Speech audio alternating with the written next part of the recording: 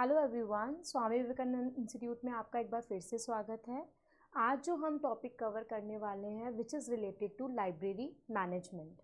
Library management में हम एक टॉपिक कवर कर चुके हैं already which is principle of management given by Henry फायोल।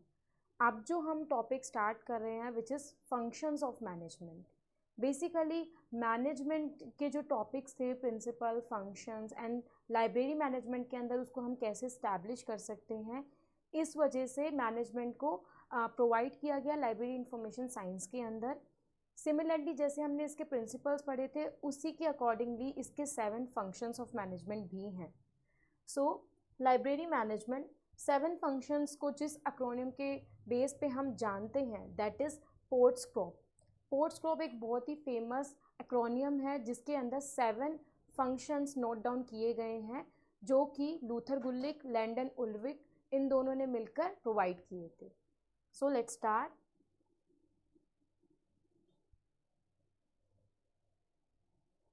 सबसे फर्स्ट जो प्रोवाइड किया गया था पोर्ट्सक्रॉप term,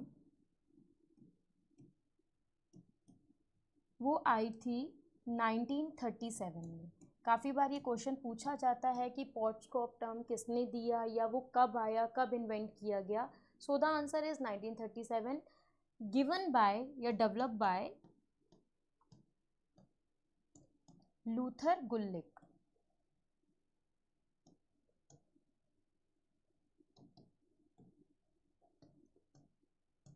and the second one is Lyndall Urwick. इन दोनों ने फंक्शंस ऑफ मैनेजमेंट प्रोवाइड किए थे which is in 7 functions of management: planning, organising, staffing, directing, coordination, reporting and budgeting.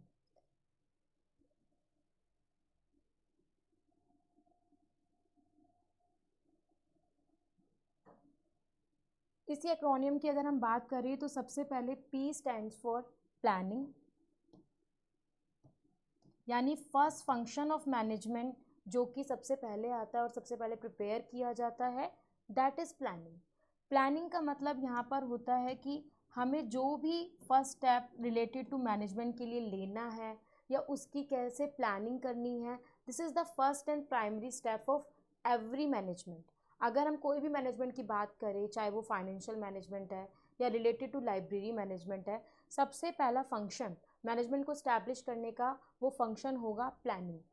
Planning के अकॉर्डिंगली हमें बाकी सब फंक्शंस का बेस एक प्रोवाइड हो जाता है जिसके अकॉर्डिंगली हम इन फंक्शंस को भी अच्छे से परफॉर्म कर पाते हैं। अगर प्लानिंग ही गलत हो तो बाकी सारे फंक्शंस पे भी उसका प्रभाव पड़ता है और कहीं ना कहीं उनके स्ट्रक्चर या उनको स्टिमुलेट करने में दिक्कत आती है। तो इसीलिए सबसे पहला फंक्शन जो परफॉर्म किया जाता है कोई भी ऑर्गेनाइजेशन में, कोई भी एसोसिएशन के अंदर, दैट इज़ प्लानिंग। प्लानिंग को हम इसीलिए सबसे ज़्यादा प्रोवाइड करते हैं फर्स्ट टाइम पे बिकॉज ये हमारा फोरकास्टिंग की तरह हेल्प करता है, यानी कि आने वाले सालों में या इन फ्यूचर क्या क्या डेवलपमेंट्स होगी लाइब्रेरी मैनेजमेंट के अंदर, क्या क्या चीज़ें उनके अंदर हमें इम्पॉर्टेंट लेके आनी पड़ेगी या कौन कौन से सॉफ्टवेयर उस टाइम पे यूज़ होंगे, उन सब की प्लानिंग। फोरकास्टिंग एक तरह की दूरदर्शी चीज़ों को दिखाने की मदद करता है प्लानिंग योजना में जो हम प्रोवाइड करते हैं। अगर हमारी प्लानिंग सही हो तो कोई भी ऑर्गेनाइजेशन, कोई भी स्टाफिंग, डायरेक्टिंग, जो भी अनदर फंक्शन है वो अच्छे से परफॉर्म किए जा सकते हैं। इसी के अंदर प्लानिंग के अंदर जो स्टेप्स आते हैं विच इज़ इसका प्रोसेस क्या होता है या steps involve in planning.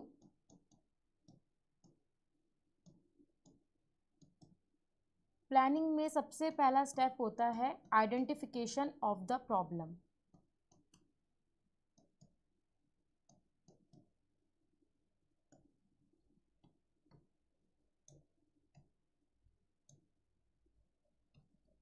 Basically जिस चीज़ के लिए हम प्लानिंग करना जा रहे हैं या वो कौन से टॉपिक है जिसको ध्यान में रख के हम प्लानिंग प्रोवाइड कर रहे हैं या एक फ्रेमवर्क डेवलप कर रहे हैं, वो आपका आइडेंटिफिकेशन ऑफ द प्रॉब्लम होता है जिसको ध्यान में रखकर आप प्लानिंग या जो भी स्टार्टिंग है आपके फंक्शंस ऑफ मैनेजमेंट की वो स्टार्ट करते हो। इसके बाद जो इसके अंदर नेक्स्ट टॉपिक आता है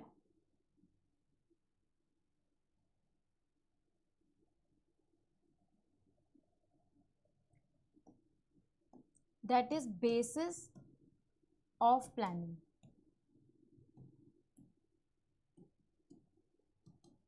प्लानिंग के अंदर हम जितने भी एक्शन ऑफ प्लान्स या जितने भी प्लानिंग के डिज़ाइन इन्वॉल्व करेंगे वो बेसिस ऑफ प्लानिंग में आएंगे, जिसमें हम ऑर्गेनाइजेशन के सारे स्टेप्स या सारे जो भी ऑर्गेनाइजेशन है उनके वर्क उन सबको इन्वॉल्व करेंगे। सब फंक्शंस, अगर हम बात करें लाइब्रेरी मैनेजमेंट की, तो लाइब्रेरी मैनेजमेंट 7 सेक्शंस के अराउंड घूमता है। Acquisition section, then technical, circulation, periodical, reference section, binding and maintenance section. इन सब के वर्क एंड एरियाज जहाँ पे भी डेवलपमेंट की ज़रूरत है उन सबको प्लानिंग के अंदर हम पहले एक फ्रेमवर्क प्रोवाइड करेंगे, उसी के बाद हम नेक्स्ट फंक्शन की तरफ बढ़ते हैं। Setup and alternative plan.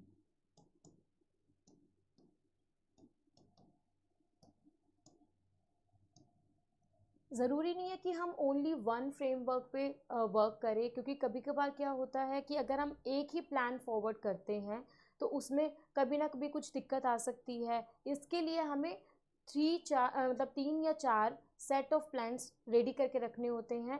कभी कभार इशू बजट का आ जाता है, कभी कभार उसमें रिपोर्टिंग की दिक्कत आती है, तो इसलिए प्लानिंग के अंदर ये कहा जाता है कि आप एक एक्शन प्लान ना बनाकर 2 या 3 ऑल्टरनेटिव एक्शन प्लान डेवलप करें एंड देन उसमें से जो बिल्कुल सही आपको लग रहा है उसको एस्टैब्लिश कर दें। And the fourth one is establishment of plan.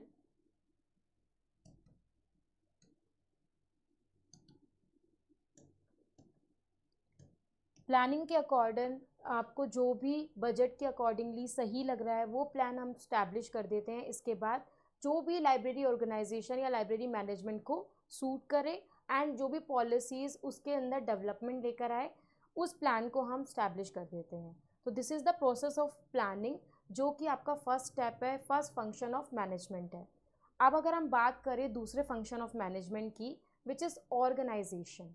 Planning के बाद जो सेकेंड स्टेप आता है विच इज़ ऑर्गेनाइजेशन। काफ़ी बच्चों के सवाल भी होते हैं कि प्लानिंग के बाद स्टाफिंग भी रख सकते हैं हम, या डायरेक्टिंग रख सकते हैं, या फिर बजटिंग रख सकते हैं। नहीं, क्योंकि प्लानिंग के बाद जो सेकेंड स्टेप है विच इज़ ऑर्गेनाइजेशन, थर्ड जो है that is staffing, then directing. ये जो है ये क्रोनोलॉजिकल ऑर्डर में पहले से सेट है, आप इनको इंटरचेंज नहीं कर सकते। आपको अकॉर्डिंगली जो भी इसका एक्रोनियम है उसी के अकॉर्डिंगली इसको परफॉर्म करना होता है।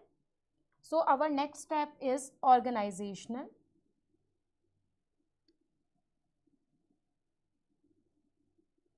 एक बार जब हमारा प्लानिंग स्ट्रक्चर हो चुका है उसके बाद जो हमारा सेकेंड स्टेप आता है which is organisation. After planning जो हम लाइब्रेरी मैनेजमेंट के अंदर प्रोवाइड करते हैं या अनदर कोई भी मैनेजमेंट के अंदर जो सेकेंड फंक्शन प्रोवाइड किया जाता है या परफॉर्म किया जाता है दैट इज़ ऑर्गेनाइजेशन, यानी कि संगठन। अगर हम लाइब्रेरी की बात करें तो आप खुद देखेंगे कॉलेज लाइब्रेरी का डिफरेंट काइंड ऑफ ऑर्गेनाइजेशन होता है, यूनिवर्सिटी लाइब्रेरी का डिफरेंट काइंड ऑफ ऑर्गेनाइजेशन होता है। वहीं अगर आगे बात करें रिसर्च लाइब्रेरी का, वो डिफरेंट टाइप ऑफ ऑर्गेनाइजेशन होता है। आजकल बहुत सारे लाइब्रेरी एंड इंफॉर्मेशन नेटवर्क्स आ गए हैं जो कि as a special library work करते हैं, तो उनका ऑर्गेनाइजेशन स्ट्रक्चर अलग होता है। That is depend on your organisation कि आपको किस टाइप का स्ट्रक्चर डेवलप करना है, क्या क्या उसमें फैसिलिटीज़ प्रोवाइड की जाएगी, कौन कौन से सेक्शंस में डिवाइड किया जाएगा लाइब्रेरी इंफॉर्मेशन साइंस को। फॉर एग्जांपल अब काफ़ी जगह पे टेक्निकल सेक्शन में सिर्फ 2 ऑपरेशन ही परफॉर्म किए जाते हैं, आइदर क्लासिफिकेशन या फिर आपका कैटलॉगिंग।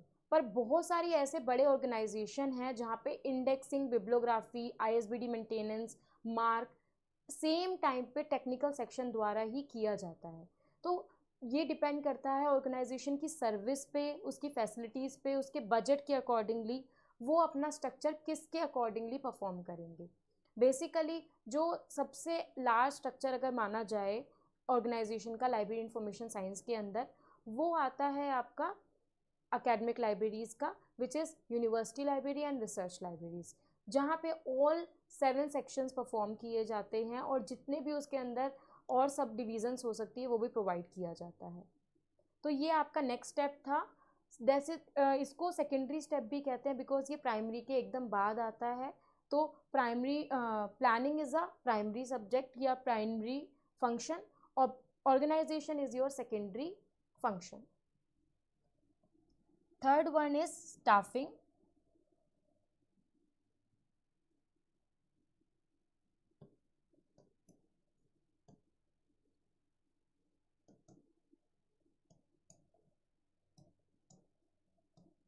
कोई भी ऑर्गेनाइजेशन जब स्टार्ट हुआ, जब उसकी प्लानिंग प्रिपेयर हो गई, देन ऑर्गेनाइजेशन स्ट्रक्चर डेवलप हो गया, थर्ड स्टेप जो आता है दैट इज स्टाफिंग. स्टाफिंग यानी कि ह्यूमन रिसोर्स रिक्रूटमेंट. जो भी आपका ऑर्गेनाइजेशन स्ट्रक्चर हुआ है, जितने भी सेक्शंस आपने उसमें डेवलप करे हैं, उसको चलाने के लिए, उसको आगे ले जाने के लिए, उसमें डिफरेंट प्लानिंग या प्रोग्राम्स को डालने के लिए स्टाफ की ज़रूरत होती है. ह्यूमन रिसोर्स एक्सेस करना ज़रूरी होता है. तो रिक्रूटमेंट प्रोग्राम स्टाफिंग के अंदर प्रोवाइड किए जाते हैं, जिसके अंदर बेसिक स्टेप्स प्रोवाइड किए जाते हैं कि हाउ टू स्टाफ योर जो भी ह्यूमन रिसोर्स प्लानिंग है वो आप कैसे डेवलप कर सकते हैं. ओके. रिक्रूटमेंट प्रोग्राम का स्टेप भी काफ़ी बार पूछा जाता है कि इसमें क्या क्या स्टेप्स इन्वॉल्व होते हैं, तो वो भी एक बार हम डिस्कस कर लेते हैं, जो कि third step of functions of management के अंदर इन्वॉल्व होता है.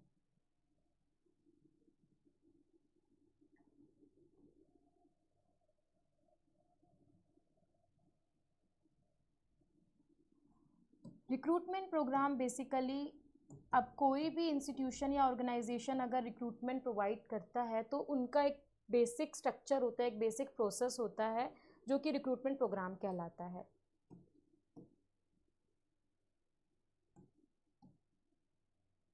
Recruitment programme involve application form,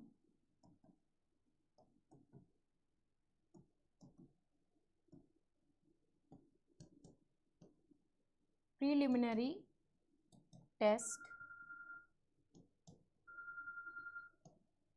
Third one is interview.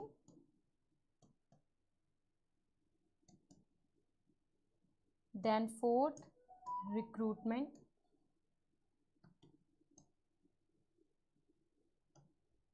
Fifth is training and development.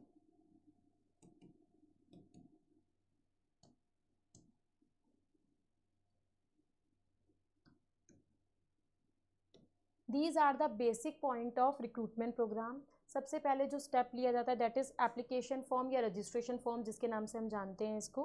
Preliminary test, जो भी प्रॉपर आपको जो जिस भी चीज़ के लिए वो एग्ज़ाम कंडक्ट किया जा रहा है उससे रिलेटेड जितना भी क्वेश्चन या पूरा एक फॉर्मेट या क्वेश्चन आपसे फिलअप करवाया जा रहा है या टेस्ट लिया जा रहा है, that is related to preliminary test. Then interview related to that. Recruitment, उसका पूरा मेडिकल अलाउंस या एनेक्स्चर्स जो भी फिल करवाने होते हैं वो सब कुछ इसके अंदर आता है.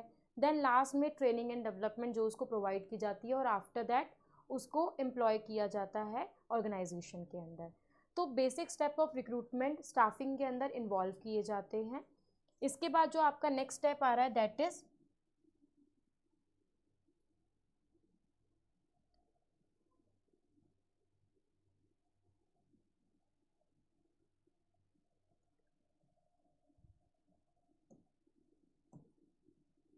डायरेक्टिंग.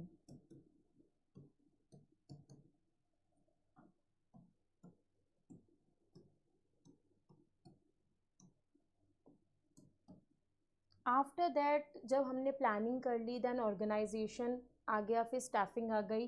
जो फोर्थ स्टेप आ रहा है इसके अंदर दैट इज़ डायरेक्टिंग. जो भी स्टाफिंग अब उसके अंदर आई है उसको डायरेक्शन कहाँ से प्रोवाइड होगी, किसके अंडर उसको जाकर रिपोर्ट करना होगा, जो भी टर्म्स आती है विच इज़ सुपरविज़न किसका उसको प्रोवाइड किया जाएगा, कमांड एंड डायरेक्शन उसको किसकी फॉलो करनी है, that is come under directing. इस फंक्शंस ऑफ मैनेजमेंट के अंदर प्रोवाइड किया जाता है कि आपके टॉप लेवल ऑफ मैनेजमेंट में कौन होगा, मिडल में कौन होगा एंड लोअर लेवल मैनेजमेंट में कौन होगा, प्लस कौन किसको रिपोर्ट करेगा एंड कौन किसके सुपरविज़न के अंदर वर्क करेगा. इसके अलावा लीडरशिप स्टाइल भी इसी के अंदर प्रोवाइड किया जाता है. Different kind of leadership style is like autocratic, free range style, जो कि इन्वॉल्व किए गए हैं लीडरशिप स्टाइल के अंदर. वो बताया जाता है कि किस अकॉर्डिंगली वर्क को एनहेंस किया जाए और ज़्यादा से ज़्यादा आउटपुट ऑर्गेनाइजेशन को दिया जाए. इसके बाद जो फिफ्थ स्टेप आता है विच इज़ कोऑर्डिनेशन.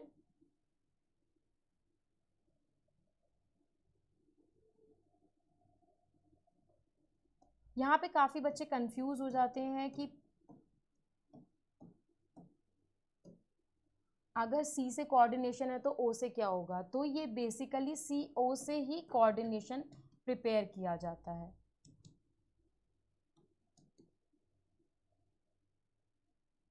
ठीक है, प्लानिंग एक अलग फंक्शंस ऑफ मैनेजमेंट है, ऑर्गेनाइजेशन अलग है, स्टाफिंग अलग है, डायरेक्टिंग अलग है, फिर कोऑर्डिनेशन आर द सेम, ये आपका एक ही फंक्शन ऑफ मैनेजमेंट है। Then reporting and then budgeting, तभी इसको मिला के 7 फंक्शंस ऑफ मैनेजमेंट प्रिपेयर किए जाते हैं।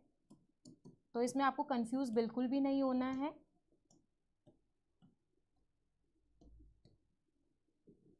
सीईओ एक ही फंक्शंस ऑफ मैनेजमेंट को डिफाइन कर रहा है, विच इज़ कोऑर्डिनेशन। कोऑर्डिनेशन यानी कि जब भी अगर हम बात करते हैं लाइब्रेरी सेक्शंस की, तो there are different kind of sections in the library information science, acquisition section, technical, circulation, periodical, reference, binding. अगर इन सेक्शंस के अंदर कोऑर्डिनेशन नहीं डेवलप्ड हुआ तो वर्क और आउटपुट जो ऑर्गेनाइजेशन को चाहिए, जो मैनेजमेंट को चाहिए, वो नहीं रीच हो पाएगा। अगर एक्विजिशन सेक्शन वर्क अलग कर रहे हैं और टेक्निकल सेक्शन अलग वर्क कर रहे हैं, दोनों मिलके कोऑर्डिनेट करके वर्क नहीं कर रहे हैं, तो मैनेजमेंट अपने आउटपुट को रीच नहीं कर पाएगा, अपने गोल्स एंड ऑब्जेक्टिव को जस्टिफाई नहीं कर पाएगा। तो इसीलिए ऑर्गेनाइजेशन और मैनेजमेंट के अंदर कोऑर्डिनेशन का होना बहुत ज़रूरी होता है। इसी के एकदम बाद जो आता है दैट इज रिपोर्टिंग।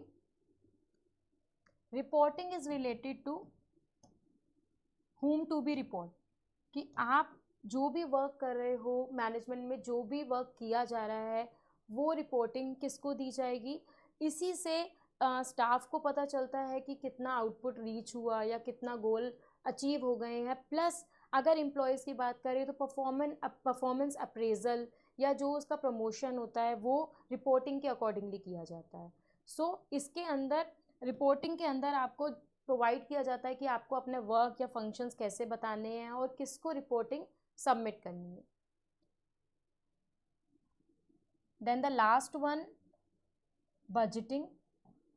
बजटिंग बहुत इम्पॉर्टेंट फंक्शन माना जाता है, बिकॉज विदाउट बजटिंग ये कोई भी फंक्शंस ऑफ मैनेजमेंट अच्छे से नहीं सर्कुलेट हो सकता।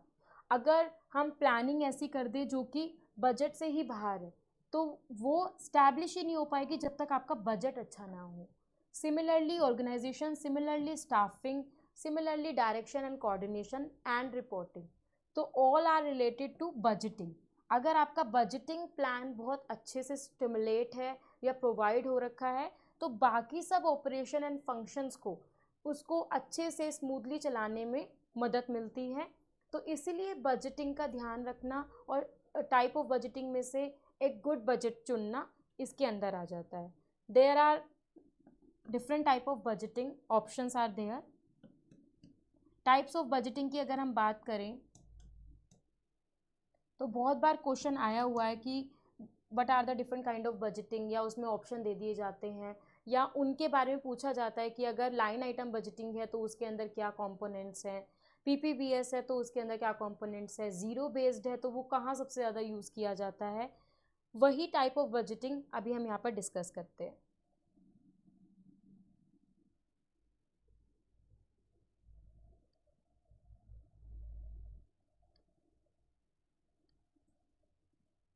There are various type of budgeting methods.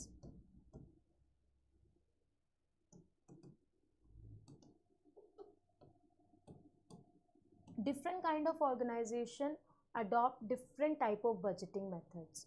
Depend करता है कि लाइब्रेरी का क्या स्ट्रक्चर है या अनदर ऑर्गेनाइजेशन का क्या स्ट्रक्चर है, किस टाइप का बजट उनको प्रेफरेबल लगता है, किस टाइप के बजट के अंदर वो कंफर्टेबल होते हैं या उसको अच्छे से स्टिमुलेट कर सकते हैं, तो इसी अकॉर्डिंगली वो अपना बजट चुनते हैं।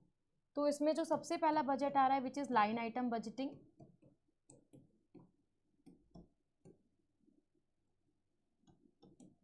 यानी कि लीनियर बजट भी हम इसको कह सकते हैं।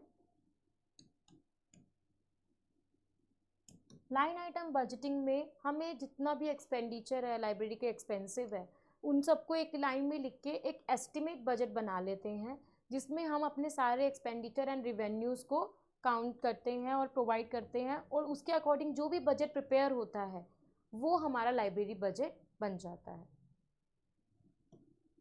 Second is your formula budget. According जो भी फॉर्मूला लाइब्रेरी के लिए इस्टेब्लिशमेंट होता है उसके अकॉर्डिंग हम जब अपने बजट को डिसाइड करते हैं, that is formula budgeting. Lump sum budgeting. Lump sum budgeting is like कि आप अंदाजे से बजट को ऑर्गेनाइज कर रहे हो। फॉर एग्जांपल अगर हमारा previous year budget 4 lakh up to गया, तो इस बार का बजट हमने 5 रख दिया अंदाजे से। अगर वो 4 लाख बजट हमारे लिए बहुत ज़्यादा हाई था, तो अगली बार का बजट हम 3 लाख के अप टू रखेंगे। तो ये लमसम बजटिंग हम प्रीवियस ईयर बजट और प्रीवियस ईयर एक्सपेंडिचर को देख के प्रिपेयर करते हैं। Fourth one is your programme budget. Programme budget कभी भी प्रॉपरली पूरे ईयर के लिए नहीं होता है। जब भी लाइब्रेरी को कुछ प्रोग्राम या कुछ एक भी कोई इसमें चीज़ें इन्वॉल्व करनी है, तो उसके लिए जब हम प्रिपेयर करते हैं तब हम प्रोग्राम बजटिंग प्रिपेयर करते हैं।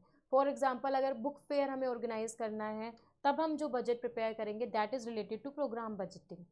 या उसके अंदर हमें कोई ट्रेड फेयर लगवानी है या बुक एग्जीबिशन लगवाना है या कोई सेमिनार लगवाना है, तब हम प्रोग्राम बजटिंग के अकॉर्डिंगली उसको डिज़ाइन करते हैं।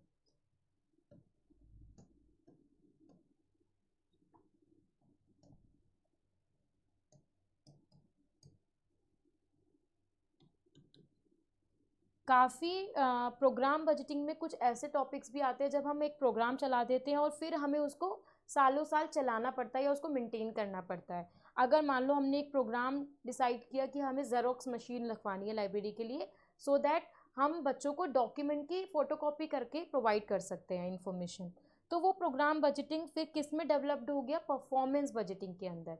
जितना भी ज़ेरोक्स मशीन के बाद जो भी उसको मेंटेन करने के लिए ऑफिस बॉय रखा गया, प्लस जितना भी उसमें खर्चा आया, जो भी उसकी मेंटेनेंस है, वो सब हमारे बजट में फिर इन्वॉल्व हो गया, तो वो हमारा परफॉर्मेंस बजटिंग में ऐड हो गया। इसके बाद जो हमारा 6 बजट आता है, 6 type of budgeting,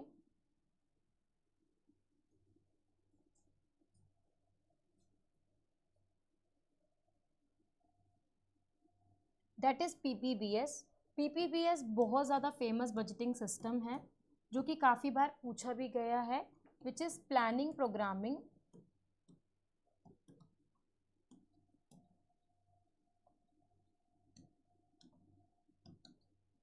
budgeting system. काफ़ी बार इसकी फुल फॉर्म भी पूछी जा चुकी है कि इसकी फुल फॉर्म क्या है। इसके अंदर यहाँ पे प्लानिंग की जगह परफॉर्मेंस लगा दिया जाता है, प्रोग्राम की जगह परफॉर्मेंस लगा दिया जाता है। तो बेसिक जो इसकी फुल फॉर्म है which is planning programming budgeting system.